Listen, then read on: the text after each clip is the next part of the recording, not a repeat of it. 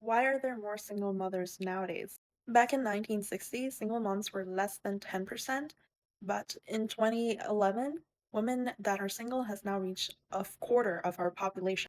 What's interesting is the cause of single motherhood has changed a lot. Back in the 1960s, it was almost purely women who are single and has a child are divorced, separated, or widowed. But now, increasingly, almost more than 10% of women have never been married but become single mothers. This graph here shows the birth rates of non-marital kids. Blacks have the highest unwed children. After that is Native American, then Latino, other non-white, non-Latino whites, and then white people and Asian. So in 2010s, there are almost 80% of Black kids that are birthed to single mothers. Data is shown to be consistent all throughout. So here is a graph that shows children not living in a two-parent home by Black, Hispanic, and whites in the US. It's been plateauing for the past 2 decades at around 60% to 70% for Black kids, and for Hispanic kids, around 40 to 30%, and for white kids, it's around 10 to 20%.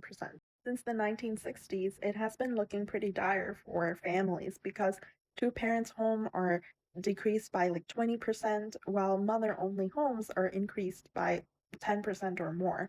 And there are kids with no parents that are also increasing in numbers as well. This graph is surprisingly similar to the graph I showed you before, and this shows the labor force by men and women. Since the late 70s, women has now increased 10% of the workforce, and men is less by 10%.